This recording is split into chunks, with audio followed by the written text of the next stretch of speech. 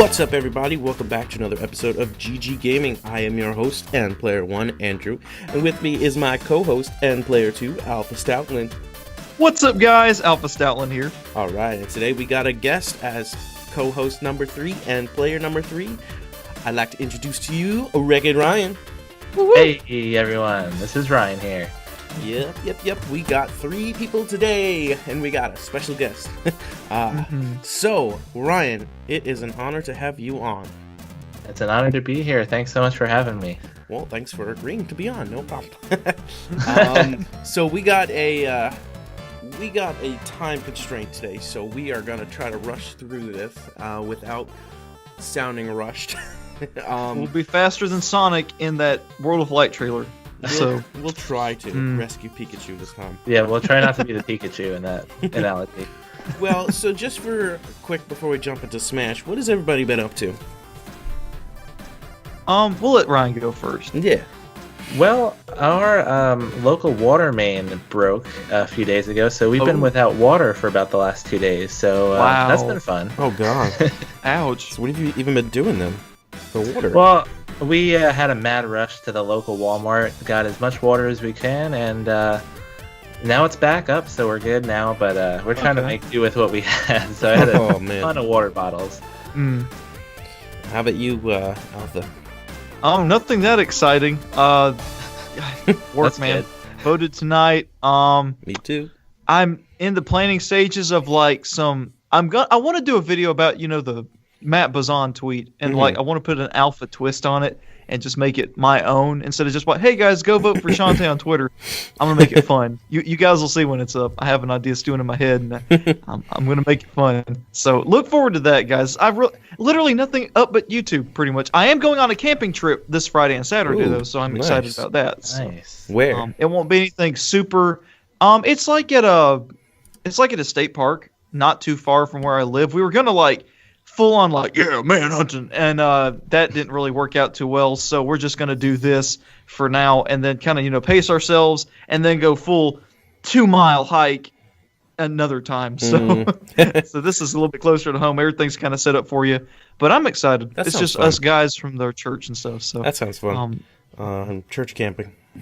Yep. Cool. For me, pretty much the same as always, and it sounds like I'm finalizing that offer, so I'm probably going to be moving to Florida. So I am anxious and really excited at the same time. So good for you. Nice. Yeah, so I think before we jump into Smash, I just want to say in Pokemon Go, there's the bug event going on for Shedinja, to catch Shedinja as the research tasks. Woo. And I think yesterday it started. They had something with Ponyta and Cubone where there's been a lot of Ponytas and Cubones appearing, and there was no update in Pokemon Go, any news saying this, but apparently you can catch shiny Ponyta and shiny Cubone this way. So I think there was always the ability to get at least shiny Ponyta, but I think there's an increased chance for whatever this event is. And Spinda's number 7 form out of the 8 that they have in the game is available from research tasks, as well as Nincada, who evolves into Ninjask, and I don't think you can get Shedinja that way. I think you can only get Shedinja from the research task thing for this month. So, with that out of the way, let's jump into Smash Bros. Woo! All right, so I love Shedinja, but we need to talk about Smash. Yes, I just wanted to do a quick I do love Shedinja. Shedinja for Smash? Wow. Dude, that'd be so weird. He'd be the ultimate glass cannon. Anything touches him, he dies. Would you rather have Shedinja or Piranha Plant? Man, I'm a Pokemon fan. Why'd you do that? Well, Piranha Plant's already fully fledged, and I feel like Shedinja will be so hard to implement. Piranha Plant. I love that thing so much. Yeah, Shedinja would be a glass cannon. But so I got a bunch of notes here that I shared with you guys, so we could just jump through these so we have some direction. So first I wanted to discuss any thoughts on Ken and Incineroar as the final newcomers, as well as Piranha Plant being the downloadable newcomer. You want to go ahead, Ryan? Yeah, no, I think I like Ken. I really like that he is sort of he has more personality than Ryu, and he's a little bit faster. I like some of his the changes in his moveset. Incineroar I wasn't a huge fan of originally, but after seeing him in a couple battles, I really like his unique moveset. I think that brings a whole different ball game to the Smash kind of brawler type of fighter. And then I could go on and on about Piranha Plant, as I'm sure you could, Chris, because we are huge plant boys. Yes, we are part of the hashtag plant gang, so.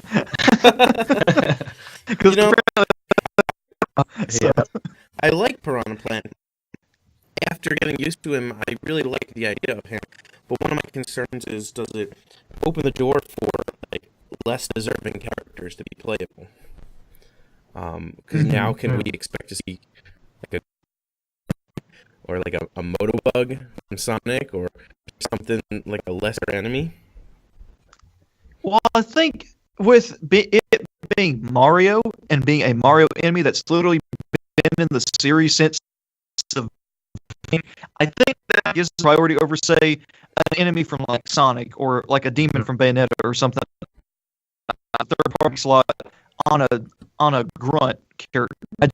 I think they only did that one because Sakurai needed a random retro WTF character, and again, it's Mario, and it's another Mario rep because just like every game we get a new Pokemon rep, we get a new Mario rep. So it makes sense, and I don't think we have to worry about them adding some series like that. I think this was Sakurai's way of saying, you guys wanted all these, well, I'm gonna give you this instead. Plus, it's just a cool character, and it's like this shouldn't fit in Smash, but it works, and I love it. Were you done, Ryan, or I was just gonna say, to be honest, any shadow of a doubt that I had was completely washed away when I watched Andre from Game Explain. He did this quick little 8-10 minute video on Piranha Plant, kind of its history, and man, that super convinced me that he was, I guess, in some ways deserving of the spot. I mean, he was also, Piranha Plant was present as one of the only interactive stage hazards in the original Smash, other than the Pokemon in Saffron City, but in that Mario Bros. Stage. So a little bit of fun fact there, but yeah, I think it's a really cool character, and I don't think it opens the door per se for just any old nameless enemy to join Smash, but I do think it's really cool. I do think in a way it opens the door for quote unquote less deserving. You think of characters like Shantae, not super popular, but not like Sonic and Pikachu and Mario levels. Very well known, but not super well known. And you think about other characters like Rayman to an extent, who's not really well known overseas, and characters like that who are like, it's like, do they belong in Smash? I think Piranha Plant helps their case in a way, because they're not deserving. But at the same time, you could argue the same for Rob or Mr. Game & Watch. Not deserving, anybody. But just less deserving. Yeah, I mean, people will argue all day long that Shantae doesn't deserve it. I mean, obviously she does. There's a lot of characters that do, and that's that's what's so hard about the Smash hype cycle, because there's so many characters that deserve the spot. And like you said, they're less deserving, not fully not deserving. And I know I'm rambling, but I do feel like it opens the door for other supposedly random characters to make it in. So, yeah, and I think it's interesting that Ken and Incineroar are both fire, and there's a fire element to it. It's almost like Ken is the Roy to Ryu. Yeah. But I'm curious to feel how he plays. They didn't even mention that, just like Ryu is always locked onto the opponent, they didn't mention anything about Ken. So I'm assuming it's going to be the same, where he's constantly locked on an opponent in a one-on-one, but they didn't mention that. So I would think so. I think so. Yeah. I do have to say, while we're on those two, and I didn't mention this in our discussion, Ryan. I didn't even think about it until afterwards, and people started saying it in the comments of other videos. I feel like Ken and Incineroar were such a way to not build hype for the last character reveal. Yeah. I feel like King K. Rool and Ridley, or even Richter, have been such great ending characters. Like, Ken and Incineroar are great. They just they're not the hype that are King K. Rool and Ridley. Like when we saw those, we're like, holy crap, Geno and Sora and all these other great characters are going to be last. No, we get a Pokemon and an Echo as our final, and of course the DLC Piranha Plant. It's just, it was such, I don't want to say a whimper, because they are great characters and they're cool. Yeah. It's just, there was so much hype building. And then, of course, we got Isaac, Skull Kid, Shadow, and all these other characters just like, nope, they're not playable. And I do want to say that despite that, the game still looks amazing. Oh, yeah. And like, just because you love a game doesn't mean you can't criticize it. Yeah. I mean, everything has things that you don't like about it. Like, I mean, I like Pokemon, but I don't love the fact that you have to grind to breed and stuff. But at the same time, it's implemented in the game, because then it's like, hey, I earned this. And of course, people like, let's go for that reason that you don't have to work. I personally don't like it because of that reason and other reasons as well. But every game has something that you don't love about it. I mean, and just because you like that game doesn't mean you can be like, well, I love everything except this. Like, I love Brawl. Sub-Zero's Emissary was amazing, but I hate how just sluggish it was. Looking back now, just how, not competitively based it was. I mean, it was a fun game and I love it, but I mean, you compare it to what Ultimate is, it's just like, wow, except for Subspace, it's inferior in every way. So, I mean, just because you critique something doesn't mean you hate it. So. Yeah, I was actually not looking forward to Incineroar, and as soon as I saw him in the trailer, I thought he looked really awesome. Oh, yeah. So I couldn't imagine. I felt like, like he was almost like a good design, but when I saw him implemented in the gameplay, I immediately was like, this works, and it looks fun. And one of the things that I actually was curious about was that move where the ropes come up and he throws the opponent into the ropes and they bounce back into him. How would that work on like the edge of a platform? Would ropes come up in the air? Like, talking about if he's like in the middle of the air and there's a platform in front of him? Yeah, I wonder if it just appears from nowhere. That would be my assumption, is that it would just kind of pop up out of thin air. It's his side B, right? Yeah, it's his side smash, side special. So I wonder if there's any like recovery potential with that move if Incineroar is trying to recover, because we know his up B is very poor in terms of like vertical recovery. Yeah, he slams down. So I don't know if that gives him any horizontal recovery with that side B. There is one thing that people keep pointing out, and that's how big of a wrestler Incineroar. And I think to myself, so is Champ. And it's like, you think we can see a Champ as a possible Echo Fighter? Well, I mean, we aren't getting Echo Fighters at all from what I've seen. I mean, because he said we're not talking about Echo Fighters, we're talking about new fighters. I mean, maybe if they do like free Echo Fighters down the road, they're like, hey guys, we're just throwing these characters in. I could see Machamp echoing Incineroar very easily, and he'd be the first Pokemon Echo. So, but I feel like it would make sense. That brings me to that brings me to something I was curious about when they introduced DLC packs. They were talking about this, the fighter pass or for these 5 fighters, but they didn't say that was the only DLC.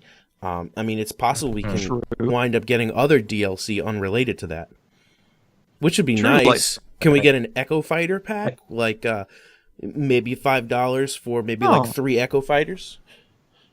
So what I think about that is that if we do get additional DLC, I don't think it would come until after that February 2020 or whatever, because I think if it was interjected in the middle, people like me who bought the Fighters Pass would feel kind of snuffed if there was DLC out there that wasn't included in that bundle. So I'd be like, then what did I pay for? If you bought the Fighters Pass, you would get that for free, maybe.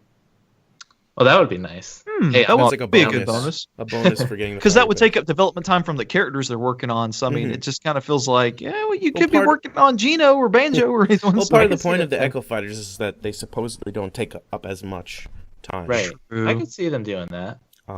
Plus, I remember hearing that they usually have a different teamwork on DLC, but I don't know how true that is or not, especially with Sakurai saying that comment about how he's going to be busy on the DLC, because obviously we want him in charge of how the game is going to be going. Oh yeah. Well, I have a pretty juicy tweet here if you guys want me to read it. Yeah, go ahead. Sure. As of recording, it only came out an hour ago, but it's from Sakurai's official Twitter. And he said, Super Smash Bros. Ultimate DLC's lineup is now complete. This time the selection was made entirely by Nintendo. I decide if we can get a fighter based on their selection, then come up with the plan.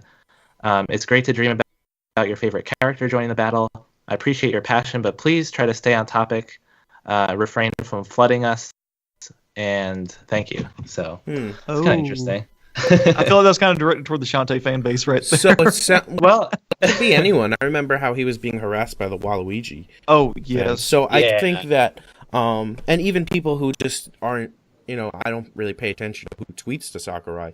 So there could be other people tweeting that I, not even really know about. But kind of assumed that the lineup would be complete.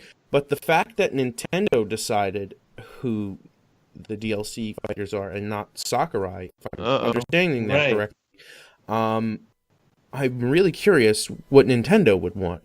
Maybe I feel like Nintendo might be more aware of what the community wants, where Sakurai, I don't want to say he's not aware of it, but he maybe is focused on the game more so than the community. So maybe Nintendo might have an idea of what the community wants.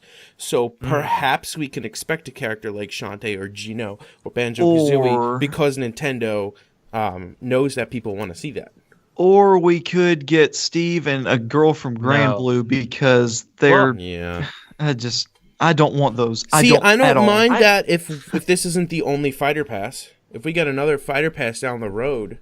Yeah, but that's the thing. We don't know if this is the only one. We don't know if there's more to come. So, every character counts in this DLC pack. I don't want to see Catalina and Steve over Shantae, Sora, Gino, Banjo, Bandana Waddle Dee, Rayman. Characters people actually want. I have this has me thinking maybe we won't get Shantae because the amount of time that has passed from when Matt Bozon recently was tweeting about Shantae in as DLC versus now this tweet came out and we don't know how long ago that was decided. So, maybe he wasn't contacted. I guess we kind of have to focus on his public speaking. So, I think that's the most likely scenario, unfortunately. But if we put our tinfoil hats on, Matt Bozon did technically delete his first tweet, which clearly stated he wants Shantae and Smash as DLC. And then he kind of deleted that one, and he said it was because of his confusing hashtag. But the second didn't really specifically say he wants Shantae as DLC. He just said support our character. I don't even know if he mentioned Smash directly, but So some people thought that was potentially a breach of contract or something, or he got overexcited. But I don't know. Just food for thought, I guess. Interesting thing is, if Nintendo is in charge of it, Nintendo was aware of who their popular nindies are. True. That's true. I think thing. And because they already have a character like Shantae in Smash, as well as some other characters I noticed, but since we're specifically talking about Shantae, since she's already in there, all it would require we make her playable because she's already in the game. So it sounds like an easy thing to do. And as close as Way Forward is with Nintendo, they would literally just hand her over, here guys, have her. Please. It's just they're begging them just take her. She would literally be the easiest third party ever. Somebody had said, and I don't remember if it was on this podcast or if it was on a discussion or something I listened to, and I don't remember who said this, but somebody had said or mentioned that Matt had brought up the fact that Nintendo was already aware of how much Way Forward wanted Shantae in as a character. Actually, I think that was, if it was Elamani Alpha, or another one of our listeners, I think, commented that, and we read that a couple of weeks back. I think so, yeah. But if that's true, then that's hopefully a push in the direction, Because I'm sure Nintendo has seen the reaction of support for Shantae. Because I've seen it, but maybe it's just the people I follow. But I keep seeing it and people tweeting to Nintendo and Nintendo America and Sora Sakurai, all this Shantae support. Yeah. I'm sure they know. I agree with you, true. I think Nintendo's more in touch with their indies than Sakurai is in terms of like being familiar with Shantae and that franchise. So I think that is good news. That he's saying specifically the selection of DLC fighters was made entirely by Nintendo, and then it sounds like Sakurai kind of whittled it down from there. Sorry, but I wanted to add to that. This also specifically doesn't say when the decision was made, so it's possible that Nintendo made decisions while the game was being developed, meaning that Sakurai couldn't put them in in the base roster because Nintendo already had them decided as DLC, which might explain their meeting with Microsoft during E3.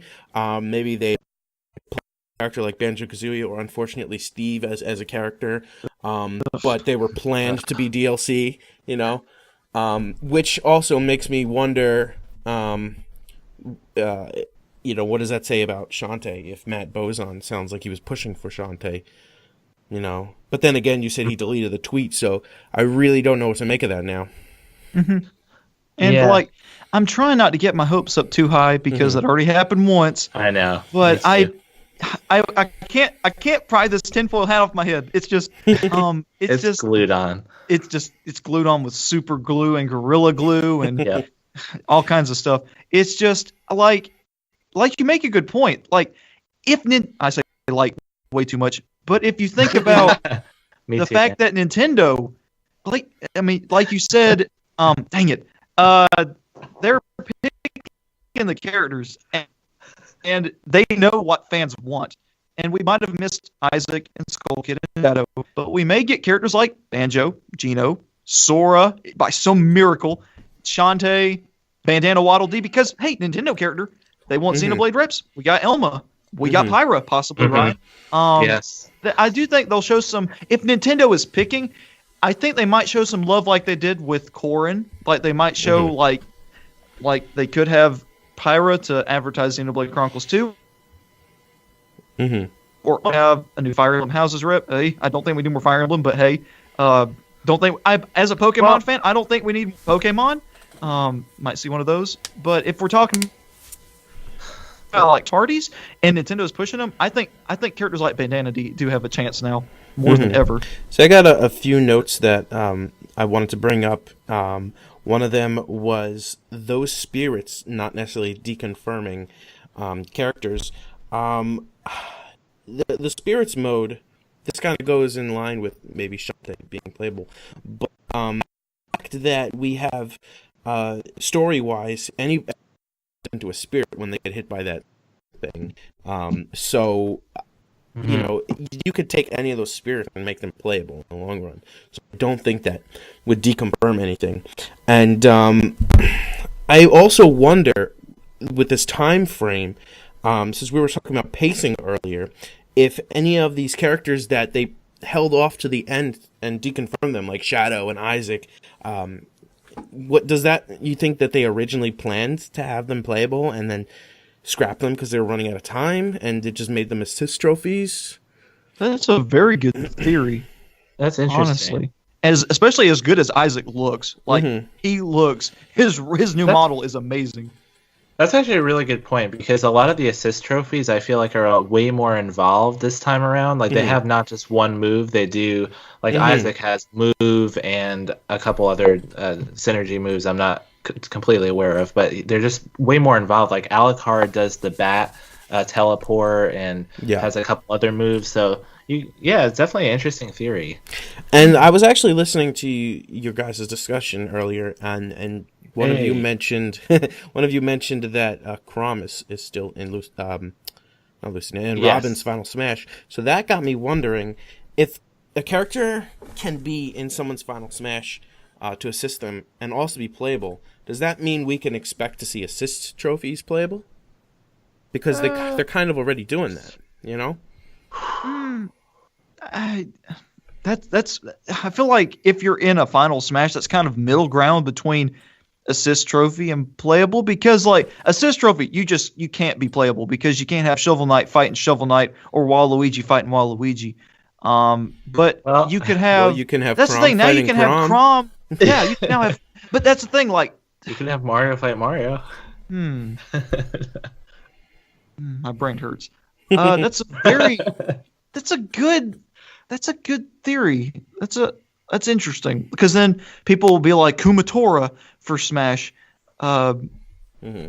I would love to see Pokey the dog now. That would be adorable. But that is a good point. Now that Chrom is as a character and part of a final Smash, dude, this gets so much more complicated with each day. There's a Chrom Me costume as well. Yes, which I also want to say that people are getting disappointed when they saw characters like Rex becoming Me outfits when we already have like a Captain Falcon Me outfit already, and it's like Me outfits do not deconfirm characters. Right. I don't think. Very I know. True. And I was in the camp that I thought a Me costume would deconfirm, but yeah, I agree. I definitely don't think it deconfirms the character. Yeah. So did you guys? Because I think I interrupted you earlier, Alpha, when I said that, so I apologize for that. But I wanted to get those things out there because they were related to what we had been talking about. Was there anything else you guys want to talk about with the assist trophies and I guess Pokeballs and spirits mode?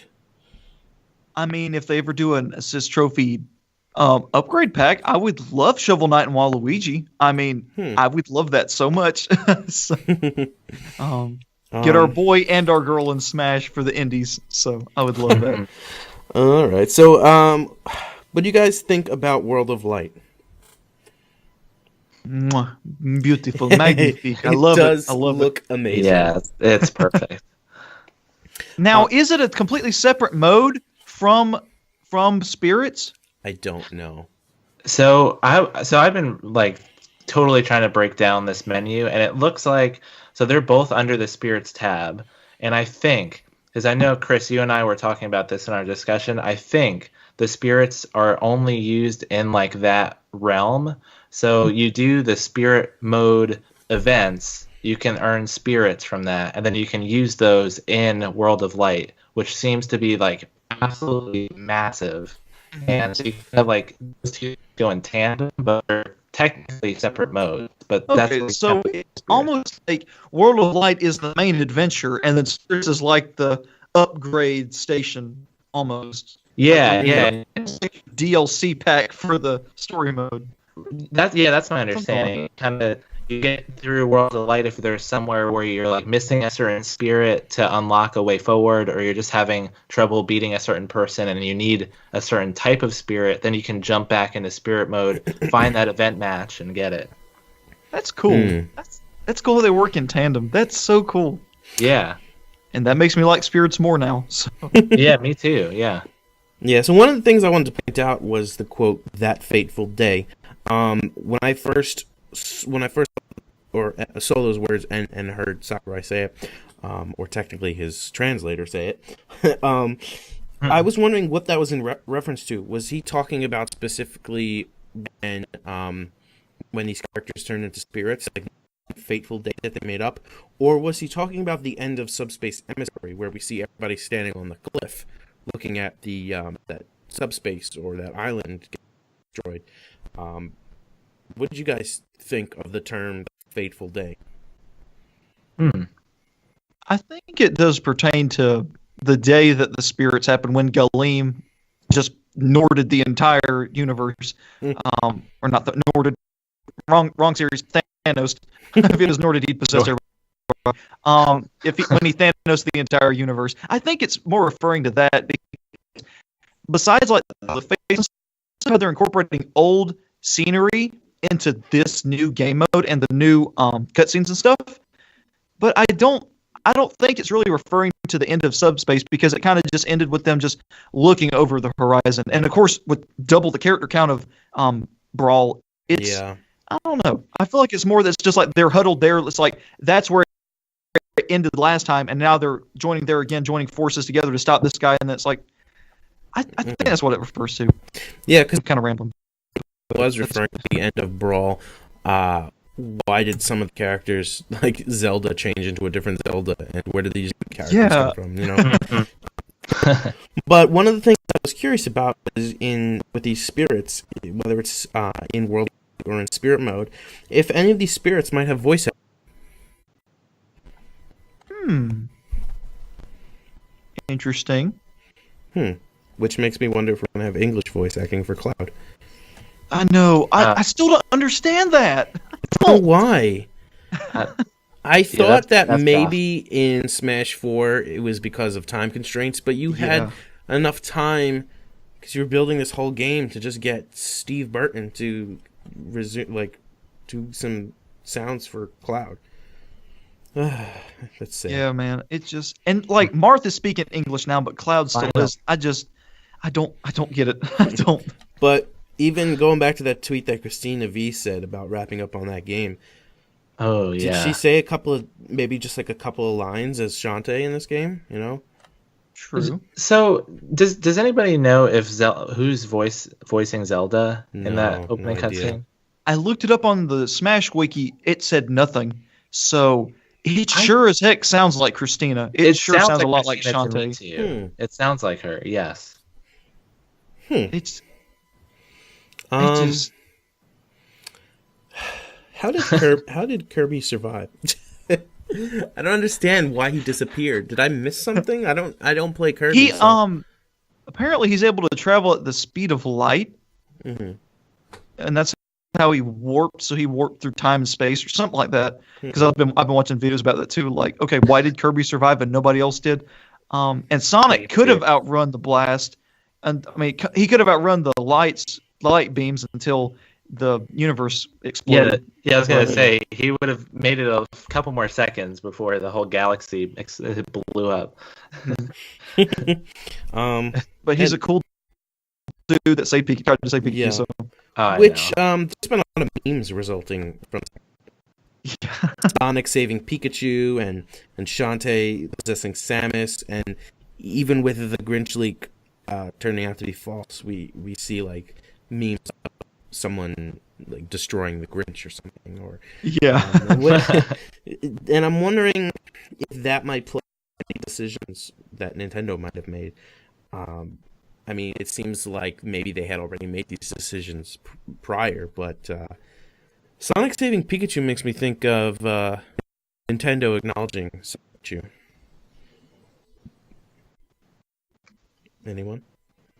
Huh? What's that? I'm not aware of that.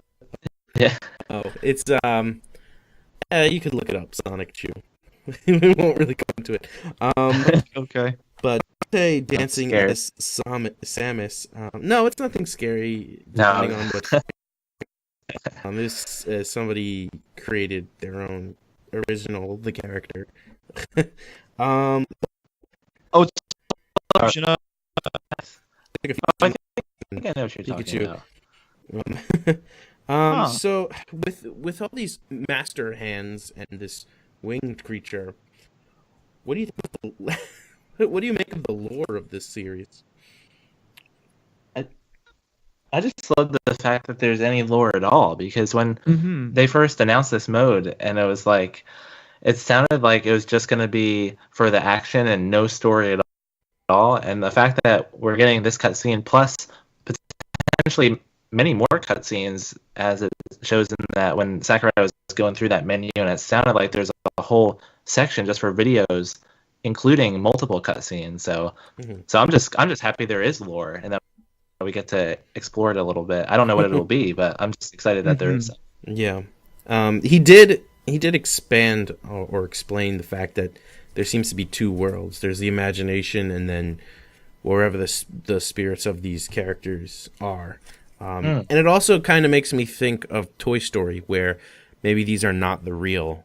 Obviously, they're not the real characters; they're toys. So it's like you got a fake version of everyone, and they all kind of live in the same world because they're not. How deep does this rabbit hole go? Yeah, it's like you got because even when you see that light hitting everyone, there's characters from various series like standing around next to each other. Right. And I think I saw like a Dark Nut, and then from Zelda, and I thought I saw Pigma from Star Fox. What are they doing, like standing near each other? So it's like this must be like this imagination world. That's pretty cool. Is like the Toy Story of your imagination. Yeah. That's how I kind of see it. Yeah, I like that quite a bit. Yeah, that sounds really cool. Because I always thought like Master Hand was like, especially with that Smash 64 opening scene, was like the hand of the person playing with the toys. Maybe Galeem is like the eye or the brain of the person playing with the toys or something.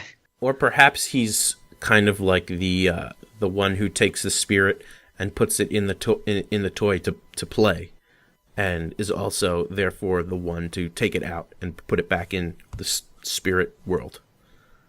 Huh. He's like the the bringer and the taker.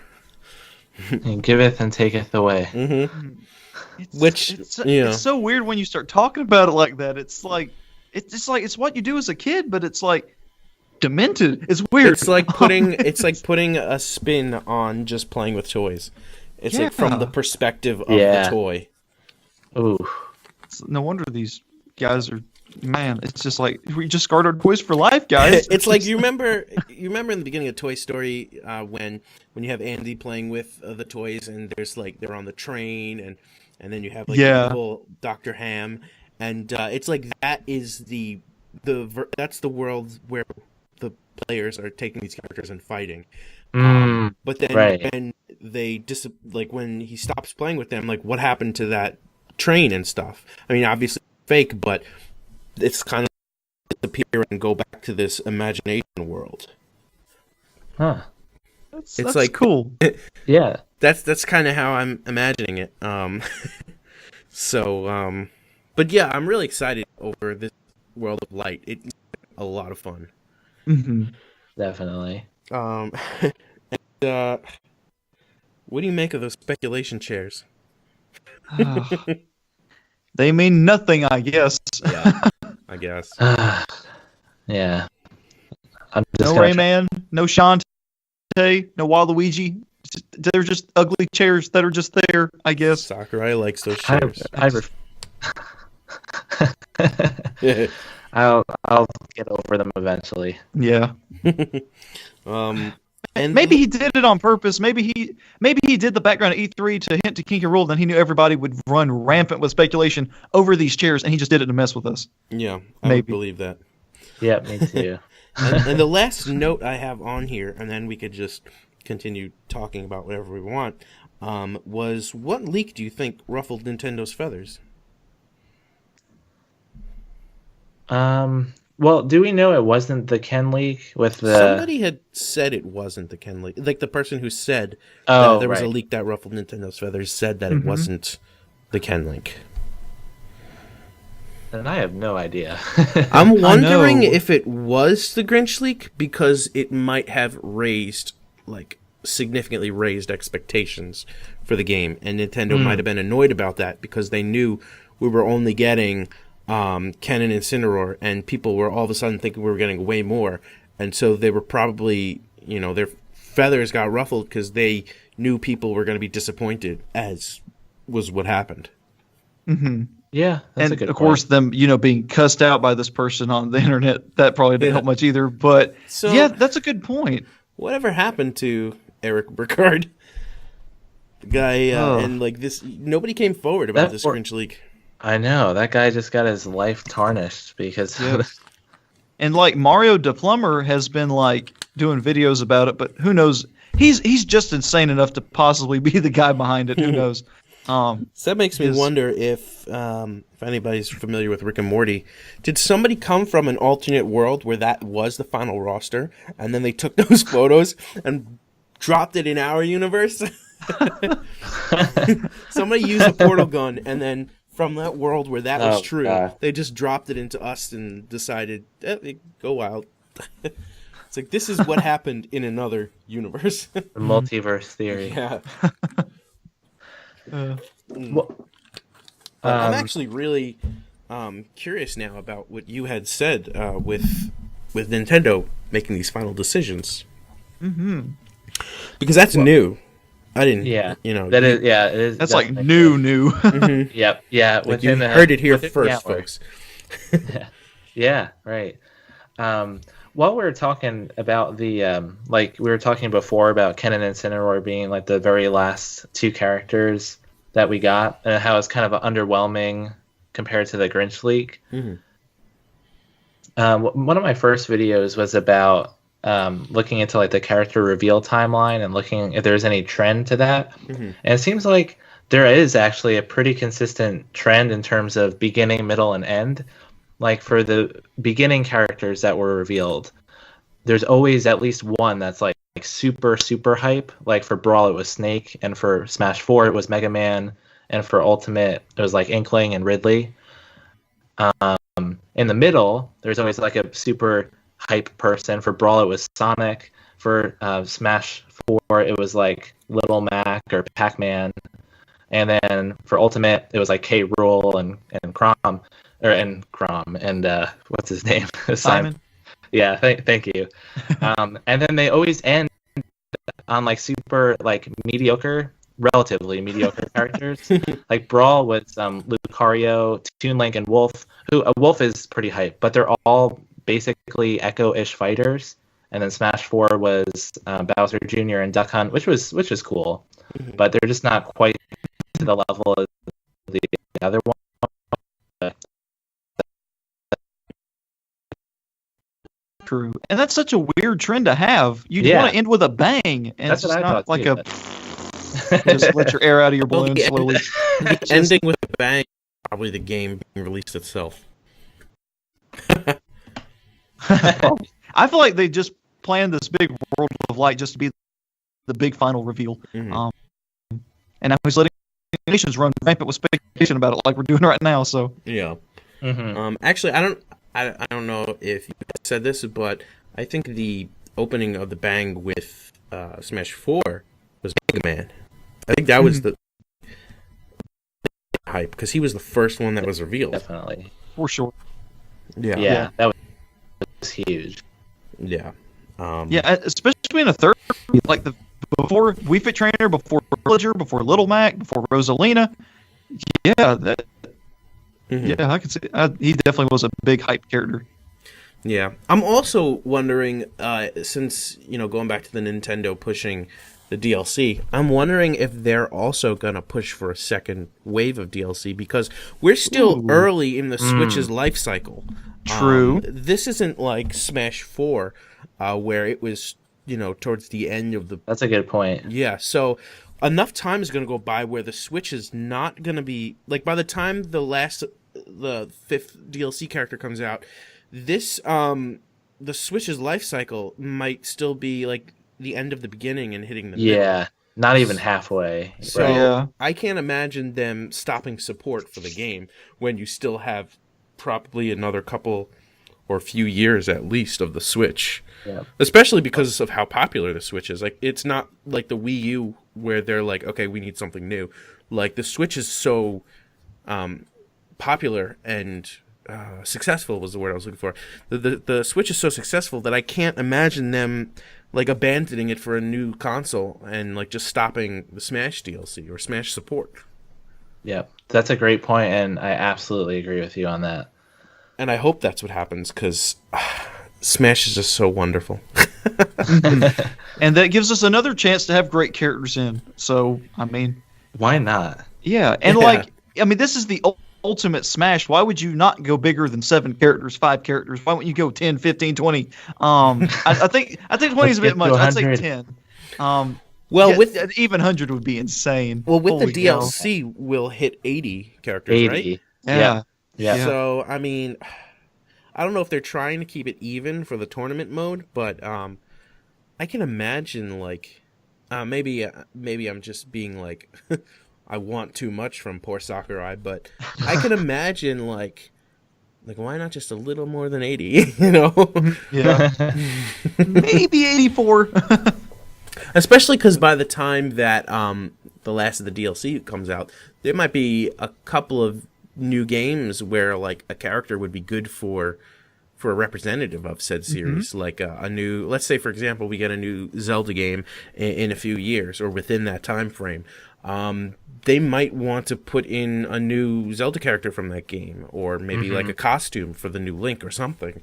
I can't imagine them not. Well, I can because they didn't really do it in the last game, but it would be like foolish not to take advantage of how highly popular Smash is, and just not support other series with Smash's popularity.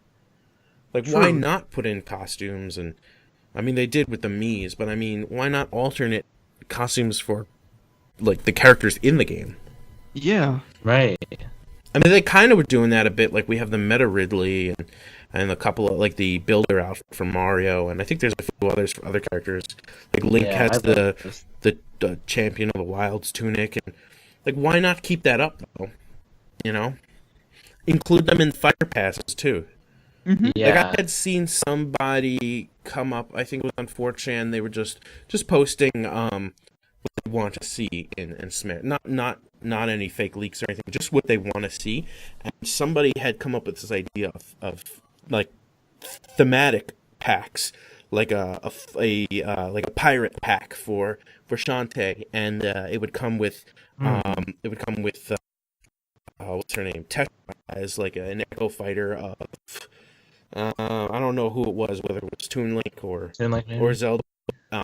Like, that made me think, like, if each pack had a theme to it, that'd be a pack with Shantae and maybe like Tetra and like a level and songs, and then maybe we'll have another kind of like Mario pack where we have Gino, and then like maybe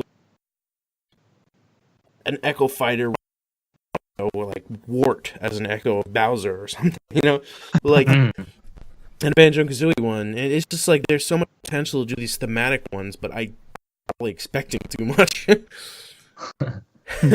So, but was there anything else you guys wanted to talk about Smash while the three of us are still here? Well, I guess I just have one quick question. Do we know how characters are unlocked? No. Oh, thanks. I guess it's from when you battle them in the Spirits mode. That's what I was thinking. I think guess so, right? They never confirmed it, but my I guess guess was just throughout the story mode, like unlocking them as you rescue them. Okay. Or not Spirits, but World of Light, because Spirits you have to get the Spirits by fighting characters as the Spirits, but in World of Light you actually have to free the character from the Spirit. Like you have to fight Zero Suit Samus Shantae to get maybe Zero Suit Samus and Shantae. So I love that meme. Right. Yeah, That's so funny. yeah. Oh yeah, that's great. Yep. And I know I was bitter at first, but Agent Gold really showed me the light on just how much TLC they put into her appearance in Smash, because every little detail is just a nod to her as a character. I love that. Like, it's so cool that they didn't just throw her in. Yeah. Like what? Just the fact that she has transforming properties, and her having a ponytail, and just using a sword and fighting on a pirate ship. What is the transforming properties? I didn't understand that. I'm not sure. I think maybe. So with the World of Light, each match that you play has like certain special characteristics. Like the very first one, you fight Mario, and throughout the battle, he like turns metal. Yep. But this one, they have like items that transform or something like that throughout the match. Mm-hmm. So it's just like a nod to Dante's transforming abilities. Okay. That's so cool. So cool. Man, I really hope we get her playable, and I'm starting to doubt it. I think I still think there's a great chance, but I'm like trying to prepare myself mentally for it not happening, because I think there's also a great chance that she won't be. But I'm also keep our expectations low. Yeah, I'm also really excited to see who else we'll get. Regardless, I still think Gino is almost a shoo-in.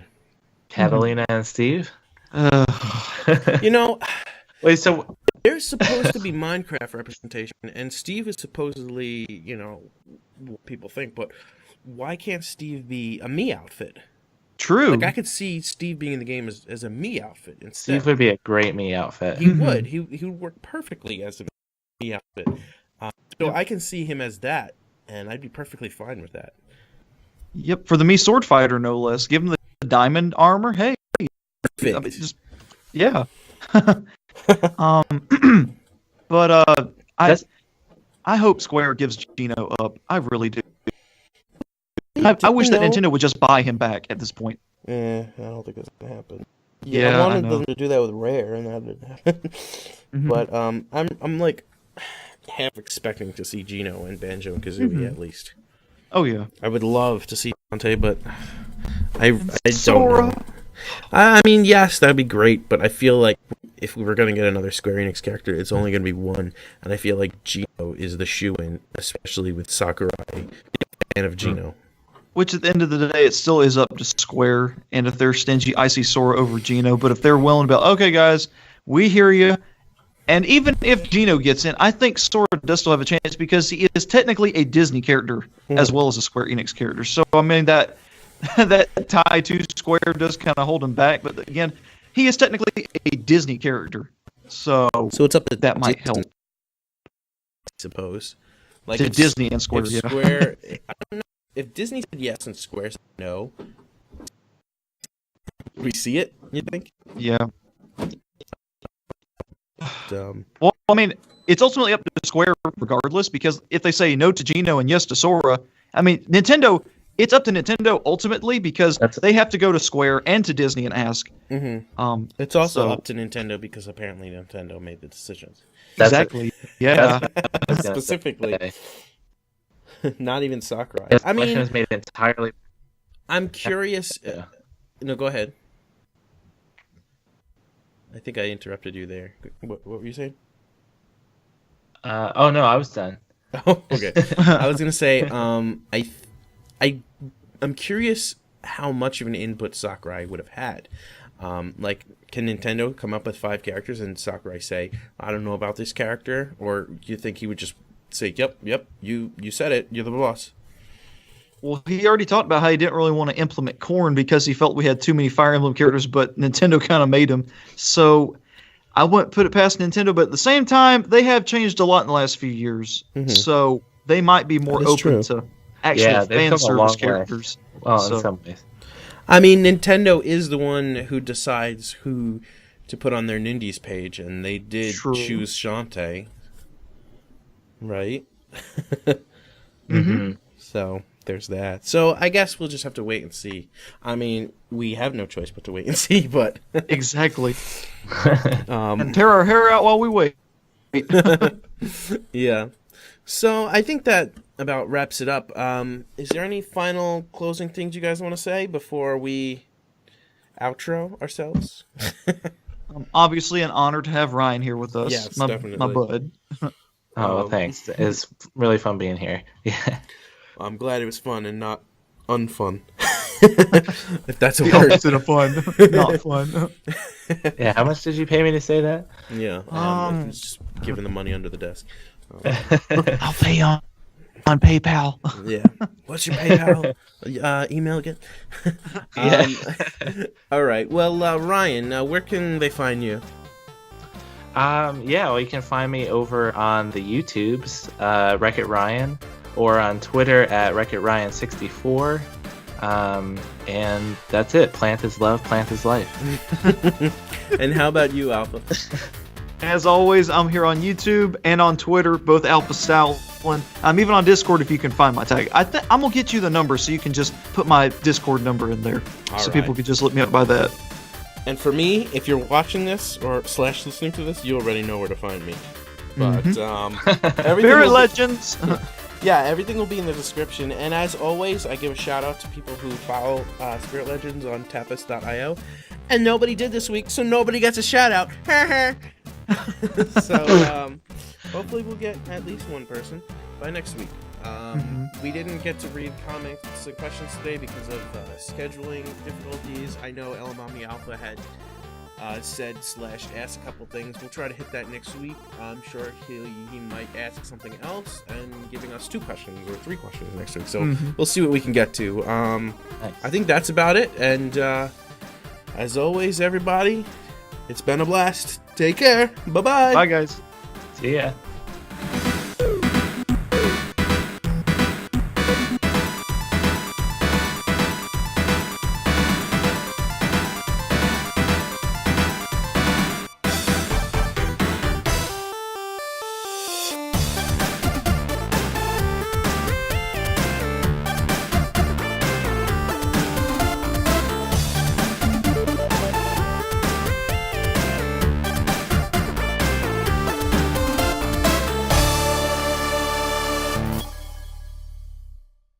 Sonic saving Pikachu makes me think of Nintendo acknowledging Pikachu. Anyone?